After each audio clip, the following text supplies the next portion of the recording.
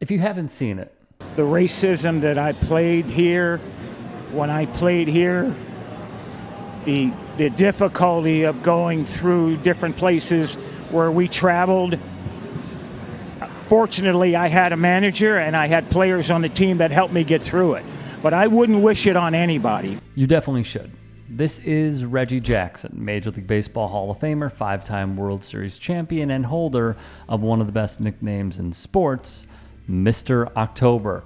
Last week, Major League Baseball held a game at Rickwood Field between the St. Louis Cardinals and the San Francisco Giants. On a rundown edge of Birmingham, Alabama, Rickwood Field's weathered seats and retro light towers have not just seen baseball history, but American history.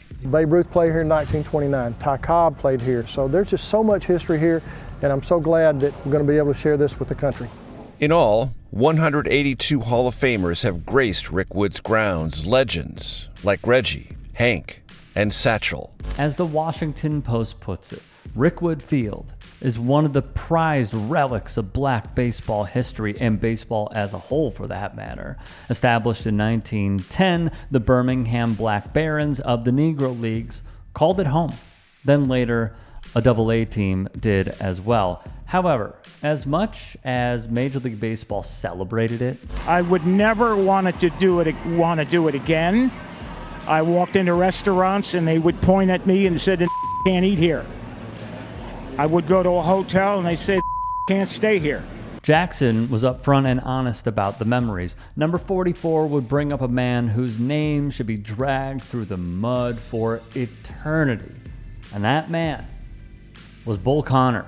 To give some context via PBS in 1961, when the Freedom Riders came to town, he was known as an ultra-segregationist with close ties to the Triple K. Bull Connor encouraged the violence that met the core Freedom Riders at the Birmingham Trailways bus station by promising local Triple K members that he would see to it that 15 or 20 minutes would elapse before the police arrived.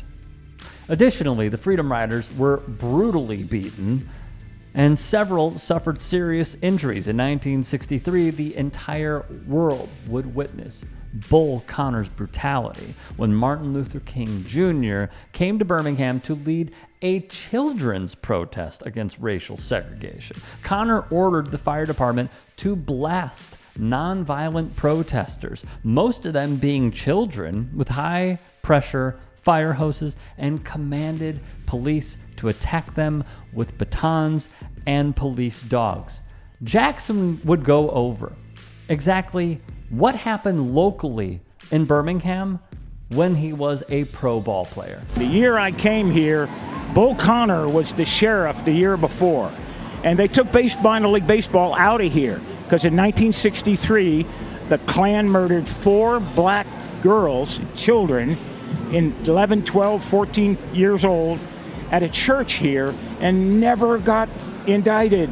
I highly, highly recommend the documentary 4 Little Girls, Spike Lee's film documenting the church bombing. It is available streaming everywhere. HBO Max, Hulu, YouTube, and many more. It occurred in the year 1963. The Triple K would bomb the 16th Street Baptist Church, killing 4 young black girls. Via NPR, the Triple K had planted bombs beneath a stairwell on the side of the church. Carolyn McKinstry later learned 4 of her classmates would perish: 11-year-old Denise McNair, Cynthia Wesley, Carol Robertson, and Addie Mae Collins, all 14 years of age. Says a lot, doesn't it? I hope that every American, regardless of where he lives, will stop and examine his conscience. President John F. Kennedy would address the nation after the attack. In a statement, he would say, and I quote, "If these cruel and tragic events can only awaken that city and state, if they can only awaken this entire nation to a realization of the folly of racial injustice and hatred and violence, then it is not too late for all concerned to unite in steps toward peaceful progress before more lives are lost."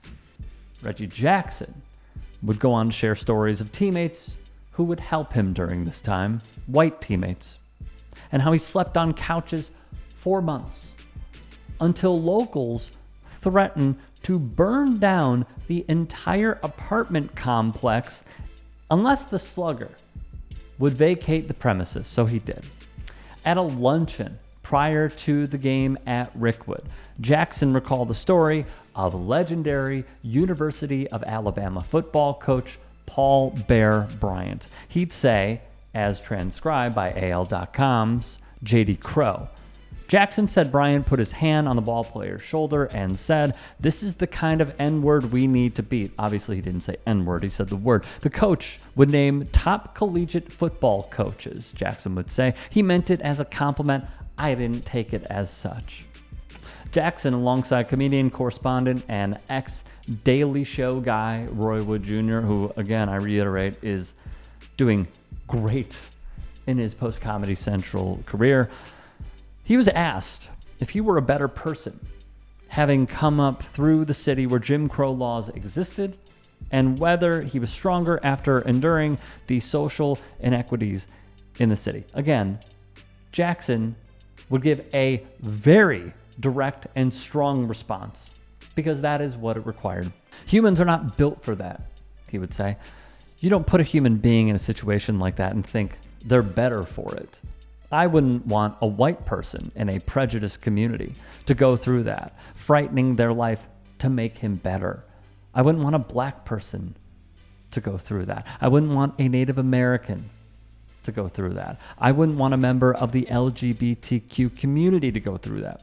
To go through that and think it makes you a better person, F you. He would credit manager Johnny McNamara for putting his foot down on restaurants and hotels because the policy was rather clear. If Reggie Jackson can't eat there, we don't eat there. If Reggie Jackson is not allowed to stay there, we're not allowed to stay there. Jackson would go on to praise Raleigh Fingers, Dave Duncan, Joe and Sharon Rudy, and others because, as he puts it, I would have never made it. I was too physically violent. I was ready to physically fight. I'd have gotten killed here because I would have beaten someone's butt and you'd see me in an oak tree somewhere. Noted by The Athletic. And very importantly, until 1963, just 4 years before Reggie Jackson played in Birmingham, it was illegal for white and black players to play on the same ball field anywhere in the state of Alabama. Lastly, from the nation's Dave Zirin, who I consider a mentor and friend, and he is truly one of the best writers out there. Here's part of his piece for The Nation. Hearing Jackson's lived experiences safeguards what we can quaintly called the facts. The facts are that Jim Crow was terrorism. Terrorism that in myriad ways shortened the lives of generations of black families. Byron Donalds, the congressman from Florida, is just 45 years old and would do well to listen to some elders about the reality of Jim Crow. Elders like Mr. October, Reggie Jackson. The tragedy is that it benefits Donalds to close his ears, sneer, and turn away. I will end with this. As I saw this and took it in, I truly do believe, and this is why we talk about this a lot, is that Black history is American history. Native American history is American history. And for these new policies being put in place, where we are attacking African American studies, where we are attacking diversity, equity, and inclusion, where we are attacking admissions into higher ed, is intentional and by design to tap into the white grievance model that has been plaguing many in the country for decades. And you know what they would call Reggie Jackson for bringing these things up? They would call him woke. They would say he's a Marxist. They would say he's the embodiment of critical race theory, when he is no such thing. He is a living embodiment of the racist, bigoted, failed policies of this country that disenfranchise him and people that look like him intentionally to keep up one subset of society based on their skin color and put down others who don't look like that. My second and last point is this. Rob Manfred, the commissioner of Major League Baseball, put this together to say, look, we care about the history. I know that my tenure is coming to an end. I know that I have greatly failed you. But look at what I'm doing. Look at what I am allowing to be showcased. And it was supposed to be this moment of, yes, this was a thing of yesteryear, but look at how great we are today. Let's showcase those players, those Hall of Famers. Let's showcase prestige. And Reggie Jackson, who was not invited by Major League Baseball, to my understanding, was not invited by Fox Sports. They just welcomed him on the set. Took a complete blowtorch to it because this is the reality for him and many others. You know, I have one more point to make. Third and lastly, there are so many who reacted to this strongly, but in a surprising tone. Many tweets that I saw, even some write-ups, gave a sense of, I am flabbergasted that this happened only X amount of years ago. And I think that should really say something. Because while the language has changed in today's society somewhat, the motives remain the same for many. And it is important that we share these stories and tell these stories to learn from them and progress as a society.